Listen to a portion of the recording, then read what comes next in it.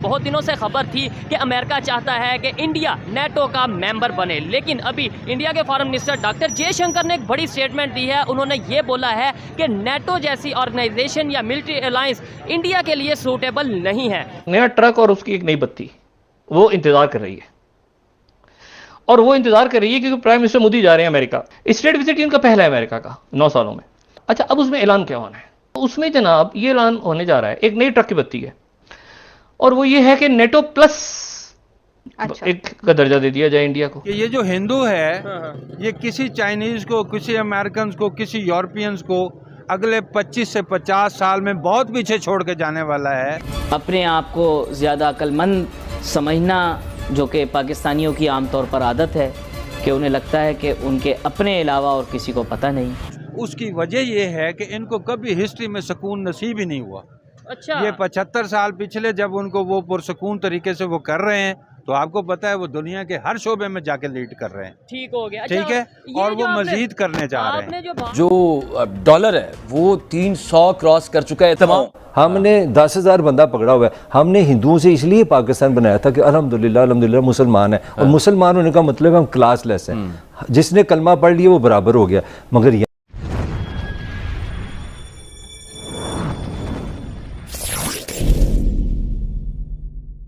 यहाँ पे नहीं है।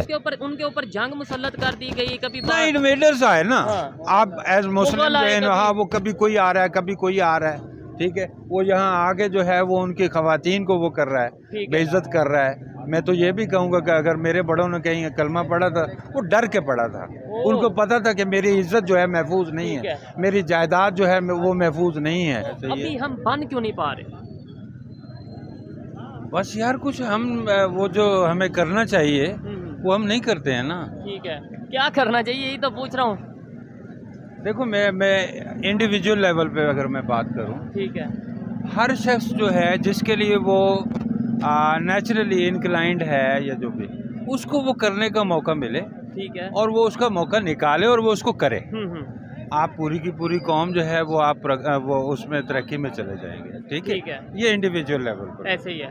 अच्छा, अब दूसरा पहलू जो है वो ये है कि समाज में आपके जो सिविल सोसाइटी है वो अपनी कुछ ऑर्गेनाइजेशंस इस तरह बना ले कि वो अपने आप को डेवलपमेंट करने के रास्ते, पर्सनली आप अपने अंदर कोई स्किल पैदा करते हैं, आप अपने अंदर कोई चीज़ें लाते हैं, कैलिपर होता है आपका, तो ही आप किसी ऑर्गेनाइजेशन जी आप अच्छे आदमी हैं। ठीक है ना, आप कुछ ना कुछ पार्टिसिपेट कर रहे हैं कौम की जो भी है बेहतरी के लिए। जी, आपकी जो प्राइवेट ऑर्गेनाइजेशंस हैं वो करती हैं।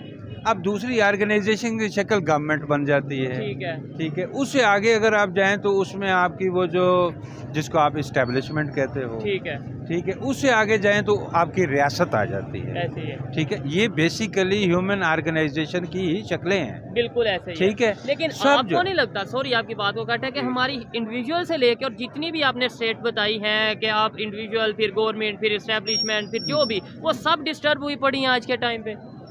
ये हमने की होंगी ना। ठीक है, ये कोई फरिश्ता तो नहीं आता इधर ना। या इसको दुरुस्त करना है तो कोई जापान से मिस्त्री तो नहीं आप मंगवा सकते। ऐसे ही है, हम नहीं ठीक करना है। ठीक है, मैं यहाँ मेरे से कोई मामला खराब हो गया तो मैं ही ठीक करूँगा भाई। ऐसे ही है, और उसका जिम्मेदार भी मैं ही हूँ। हम सब जी बिल्कुल, मैं जिम्मेदार हूँ। ठीक हो गया। कोई और जिम्मेदार अगर मैं कहता हूँ तो वो गलत है। अच्छा, ये ये मैं ही हूँ जो प्राइवेट ऑर्गेनाइजेशन हूँ, ये मैं ही हूँ जो गवर्नमेंट हूँ, ये मैं ही हूँ जो इस्टेब्लिशमेंट हूँ, ये मैं ही हूँ जो रियासत हूँ, ये मैं ही हूँ जो इंटरनेशनल कम्युनिटी हूँ, क्योंकि मैं इंसान हूँ। ऐसे ही है। ठीक है, अच्छा, आपने बोला मौका मिले तो हम किसी भी ऑर्गेनाइजेशन का मेंबर बने। इंडिया को बहुत दिनों से खबर चल रही थी कि यूएस के ये चाह रहा है कि वो नेटो मेंबर बने इंडिया, लेकिन उन्होंने इसके ऊपर प्रॉपर जो अपनी स्टेटमेंट दी है कि हम भाई इस तरह के किसी भी सिस्टम का हिस्सा नहीं बनेंगे। इंडिया को इस तरह की किसी भी मतलब ऑर्गेनाइजेशन या मिलिट्री ग्रुप का हिस्सा बनने की जरूरत ही नहीं है, सूट ही नहीं करता उन्हें। अच्छा, क्या वजह है कि ऐसी? हाँ, ये कुछ बात है। अगर आप थोड़ा जाओगे ना किसी बहुत बाखबर लोगों से बात करोगे, this is in which we are living, this is not the era of wars. जबरदस्त। ठीक है, आप उसमें से निकल चुके हो। ये जो इक्का दुक्का दुनिया में चीजें हो रही हैं, जैसे रशिया यूक्रेन, हाँ, ये किसी दिन कंक्लूड होनी है। ठीक है, आफ्टर ऑल ये पीस टाइम्स आने वाले हैं दुनिया में। तो इस तरह की जो आपकी मिलिट्रिस्टिक जो ऑर्गेनाइजेशंस हैं, ये कोई वो आप नहीं कह सकते। वही मैं इंडिया वालों का लफ्ज़, ये कोई शुभ वो नहीं है, ठीक है। अशुभ बातें हैं, तो अशुभ किस्म की चीज़ों में मैं नहीं समझता कि आपको या किसी और को जाना चाहिए, और अगर किसी ने अपने आप को रोका तो वो ठीक किया है। अच्छा, इसका मतलब है वो ये बात समझ चुके हैं, हमें ये क्यों नहीं बात समझ आती है? आज भी हम अगर बात करते हैं वो यही लड़ाई की, जंग की, या इस तरीके से बात करते हैं कि पूरी दुनिया में ये कर देंगे। बेशक इस टाइम हमारी सिचुएशन ऐसी नहीं है। हमें, हमारी यूथ को, हमारी पब्लिक को ये बात क्यों नहीं? आपने ये बात की, मैं इससे 100% एग्री करता हूँ कि अब पीस का दौर है, इकॉनमी को बेहतर करने का दौर है, जंगों में और हाँ, इंसान को थोड़ा सा सुख दो। हाँ, तो हम क्यों नहीं ये समझ रहे? मेरा ख्याल है हमने वो कोई, जैसे आप कह रहे हो ना कि कुछ पीरियड्स होते हैं डिफाइनिंग, ठीक है, हम कोई डिफाइनिंग किस्म की सिचुएशन से गुजर रहे हैं, ठीक है। और उसमें जाहिर है वो कोई चीज़ सेटल होती नहीं है, वो एक kind of chaos, kind of anarchy, kind of civil war type आप कह लो कि वो चीज़ें हमारे सामने आती हैं। वो एक्चुअली किसी आने वाले वक्त की कोई बहुत अच्छी चीज़ों की पेश खैमा होती हैं। यही होता है इंसानों के साथ। जबरदस्त, बड़ी पॉजिटिव अप्रोच, बड़ा पॉजिटिव माइंड है आपका। लास्ट में मुझे बता दें किस तरीके से पाकिस्तान की पब्लिक में जो ये चीज़ें हैं, जो आप जैसे लोगों की सोच है, वो आम पाकिस्तानी की सोच होगी। किस दिन वो ये सोचेगा कि भाई इकॉनमी पे फोकस करना है, जंग पे नहीं। किस दिन वो ये सोचेगा कि पीस पे फोकस करना है, वार पे नहीं। यार ऐसा होता है, ट्रेंड्स होते हैं, जैसे आप, हाँ जी, ये आपका फैशन नहीं होता जी। तो ये जो जिंगोइज्म है आपका ना, ये आपके वो जाने वाले ट्रेंड्स में से है, चला जाएगा। बाकी आपने आम आदमी की जो बात की, मैं आपको क्लियर कर दूं, आप यहाँ से चले जाएं, किसी रेडी वाले से पूछें, उसके कॉन्सेप्ट्स जो हैं वो आपके किसी भी बड़े लीडर से ज़्यादा क्लियर हैं। वो आपको सीधी बात वो बोल देगा, ठीक है। आप इनको, आप कहने को कह लो आप जाहिल है, स्कूल नहीं गया, ये नहीं किया, कॉलेज नहीं गया, यूनिवर्सिटी नहीं गया, आप कहने को कह सकते हो, लेकिन मुझे पता है कि वो, हाँ, वो एक रिस्पॉन्सिबल आदमी है, अपने बच्चों की रोजी कमाने के लिए वो वहाँ खड़ा है, और उसको पता है। आप जो कह रहे हो ना पॉजिटिविटी और ये और वो, ये कोई आर्टिफिशियल चीज़ें नहीं हैं, ये बाहर से इंसानों के अंदर इंजेक्ट नहीं की जाती, ये इंसानों के अंदर से होती हैं, ठीक है। जैसा वो होता है जी, वो वैसा वो आपको दिखता है। अच्छा, बात आती है विजन की, कि आपका विजन क्या है एज ए नेशन, आपके नेबर कंट्री का एज ए नेशन क्या विजन है? हमारे में और इंडिया वालों के विजन में कोई फ़र्क है, कोई सोच में फ़र्क है? अब ये थोड़ी सी ना बात जो है वो, कुछ तो हमारी जो बुनियाद है ना उसमें कुछ खराबियां हैं। मतलब मैं समझा नहीं इस बात का। मतलब ये है कि जब आपने मजहब को करार दिया ना, आपकी रियासत की बेस ना, अब वो मजहब में जिंगोइज्म है, आप जितना मर्जी बोलो नहीं है, वो है, ठीक है।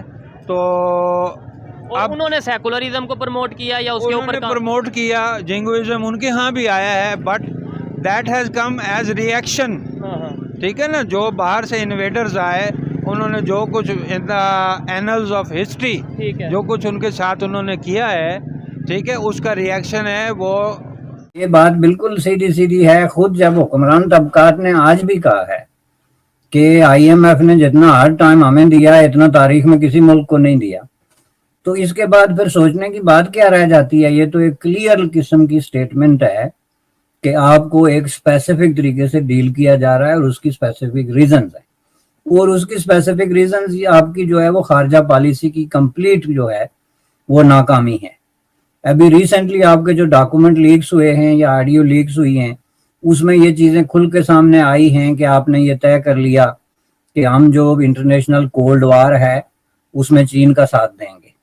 अब ये इतनी इमैच्योर किस्म की और दूसरे अल्फाज में एक काउंटर प्रोडक्टिव किस्म की पॉलिसी है कि आपको किस हकीम ने बताया है कि आपका ये मुकद्दर है कि आप दुनिया की हर कोल्ड वार में किसी न किसी एक फरीक के साथ खड़े होंगे और उसके नतीजे में आप उसका जो ब्रंट है, उसके जो कॉन्सिक्वेंसेस हैं वो बर्दाश्त करेंगे। पहला सवाल ये पैदा होता है कि ये कौन सी फॉरेन पॉलिसी है जो आपको ये बढ़ाती है कि कोल्ड वार में आपने लाजम फरीक बनना है। दूसरी तरफ आप इंडिया की मिसालें देते हैं और बड़े हैरत से कहते हैं जी कि इंडिया का जो है वो GDP 7% और फलां % हो गया और हमारा 0% पे अटक गया। लेकिन आपको ये नजर नहीं आता कि ये जीडीपी इंडिया का जो हो रहा है और ये तरक्की हो रही है, उसके पीछे एक पूरा एक फलसफा, एक पस मंजर है, और उसका सीधे सीधी जो है एक लॉजिकल, रेशनल और सैन किस्म की इंटरनेशनल फॉरेन पॉलिसी है, जो नॉन अलाइन मूवमेंट से शुरू होती है। जिस वक्त दुनिया का कोई मुल्क सोच भी नहीं सकता था कि वो या रशिया के साथ ना हो या अमेरिका के साथ ना हो, यानी ये सोच ही महज एक तरह की खुदकशी समझी जाती थी, जब पंडित जवाहरलाल नेहरू ने ये इनिशिएटिव लिया कि no we are not going to be stooges of any international power. तो नॉन अलाइन मूवमेंट की आगे कंटिन्यूटी हुई, आगे चलते चलते आज तक जो है आप देख लें, अमेरिका से भी उनका ताल्लुक जो है इस वक्त नंबर 1 पार्टनर के तौर पे है। रूस के से वो तेल लेके तो वापस अमेरिका और यूरोप को बेच रहे हैं। चीन के साथ उनका जो है वो सख्त किस्म की डिफरेंस ऑफ ओपिनियन और क्लैशेस और इवन टेंशन के बावजूद जो है बिलियंस ऑफ डॉलर की उनकी तजारत हो रही है। दुनिया के हर काबिल जिक्र फोरम, वो रीजनल है या इंटरनेशनल है, इंडो पैसिफिक में है या यूरोप में है, उसके जो है वो मेंबर हैं। तो इसके बावजूद क्या उनके किसी लीडर के मुंह से आपने सुना कि हमने ये जो कोल्ड वार है